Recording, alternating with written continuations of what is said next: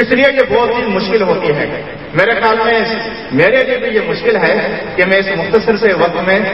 حضرت صاحب کی خدمات کے حوالے سے گو کہ میں بہت کچھ آج تیاری کے ساتھ بھی آیا تھا، اور اسٹوڈنٹس کے لیے خاص طور پہ علینا انسٹیٹیوٹ آف اسلامک اسٹڈیز کے جو اسٹوڈنٹس ہیں ان کے لیے یہ اعلان کر رہا ہوں کہ انشاءاللہ ان کے سامنے اس موضوع کو بڑی وسعت کے ساتھ، اور بالخصوص آپ نے ایک انسان کو کس بینگ کے حیثیت سے پیش کیا ہے، ان 5 حصوں کو جو حضرت مولانا فضل الرحمان انصاری رحمۃ اللہ علیہ نے انسان کو اسپریچول، فزیکل، ریشنل، ایسٹیٹک اور مورل حیثیت سے جو پیش کیا ہے، انشاءاللہ ہم کوشش کریں گے کہ ان 5 حصوں کو علینا انسٹیٹیوٹ میں جو فورم ہوتا ہے اس میں انشاءاللہ تفصیل کے ساتھ بیان کریں گے. صرف لیکچر کی ہی صورت میں نہیں بلکہ کوشش کریں گے کہ ورکشاپ کی صورت میں رکھا جائے تاکہ طلباء کے اندر ورکشاپ کی ٹریننگ بھی پیدا ہو جائے. بہرحال میں اس وقت چونکہ علماء ہمارے جو مہمان علماء ہیں وہ الحمدللہ تشریف لا چکے ہیں، اس لیے میں انہی الفاظ پر اپنی گفتگو کو ختم کرنا چاہتا ہوں. وآخر دعوانا ان الحمدللہ رب العالمین. جو کہ اپنے خیالات کا اظہار فرما رہے تھے، انہی کے خطاب کے دوران استاد العلماء حضرت علامہ مفتی عبدالحلیم صدیقی صاحب، محتمم دارالعلوم غوثیہ، مرکزی رہنما مرکزی جماعت اہل سنت و جمعیت علماء پاکستان تشریف لائے. ہم ان کو دل کی عطا گہرائیوں سے خوش آمدید کہتے ہیں. ان کے ساتھ ساتھ ملک پاکستان کی مشہور و معروف شخصیت جو کسی تعارف کی محتاج نہیں، مفتی اعظم پاکستان، چیئرمین رویت حلال کمیٹی حضرت علامہ مولانا مفتی منیب الرحمان صاحب تشریف لائے. ان کو ہم دل کی عطا گہرائیوں سے خوش آمدید کہتے ہیں. اور ان کے ساتھ ساتھ ایک اور بہت مشہور و معروف شخصیت، ہماری جانی پہچانی شخصیت جناب حاجی حنیف طیب صاحب تشریف لائے.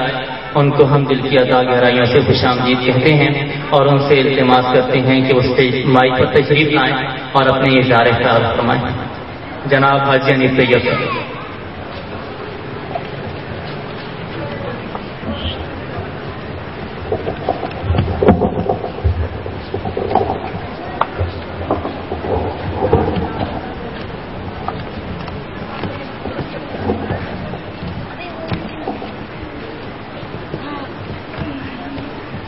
نحمده ونصلي على رسوله الكريم.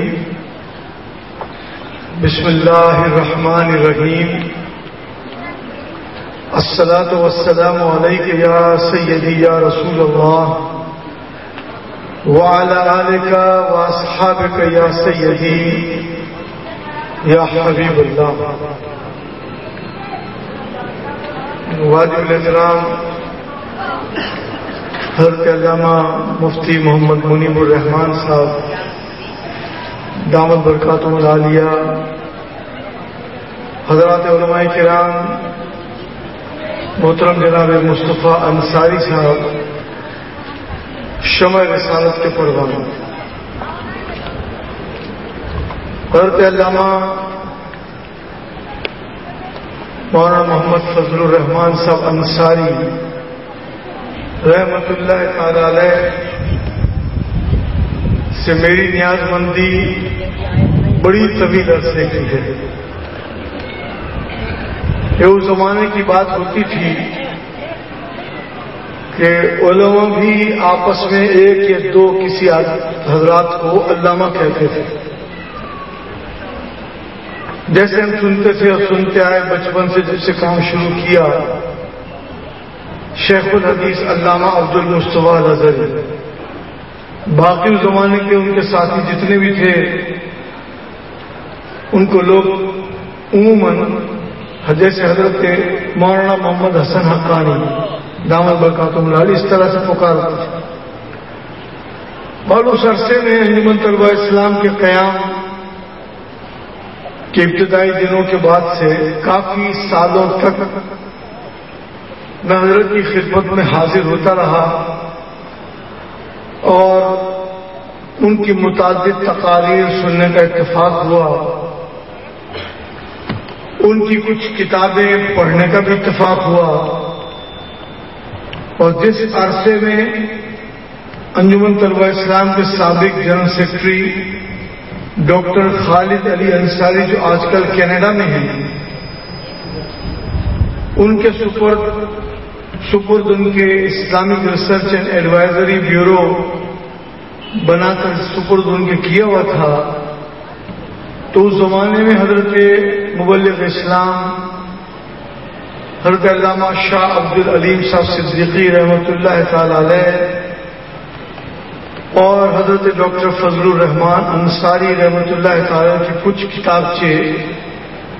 انگریزی میں شائع کرنے کا بھی اتفاق ہوا۔ مجھے حضرت علامہ شاہ عبد العلیم صدیقی رحمۃ اللہ تعالی کی ایک چھوٹے کتابچوں کا اردو میں ترجمہ کرنے کا بھی اتفاق ہوا، جیسے کویسٹ فار ٹرو ہیپینس، پھر ان کا ایک عید کا خطبہ تھا جو یہاں جنگ میں بھی ترجمے کے ساتھ بعد میں چھپا، انگلش میں وہ اویلیبل تھا، اس کو اردو ترجمہ کیا اور چھپا، میں اس کو جنگ میں چھپایا تھا۔ سچی بات یہ ہے، اعتراف یہی کرنا چاہیے کہ ہم حضرت علامہ ڈاکٹر محمد فضل الرحمان انصاری رحمۃ اللہ تعالی کی قدر نہیں کر سکتے۔ کچھ ہمارا سسٹم بھی ایسا ہی ہے کہ جب تلک جیا سکون نہ دیا، مر گیا تب کہا کہ قابل تھا۔ زندہ آدمی کتنی باصلاحیت ہو، بہت کم اس کی خدمات کا اعتراف کیا جاتا ہے، اور اسی لیے شاعر نے انہی حالات سے متاثر ہو کر کہا کہ اس کو بے مہری عالم کا صلہ کہتے ہیں، مر گئے ہم تو زمانے نے بہت یاد کیا۔ ہمارے ایک دوست حافظ محمد تقی شہید ابتدائی دور میں جب انجمن طلبہ اسلام میں شامل نہیں ہوئے تھے تو world federation of Islamic missions کی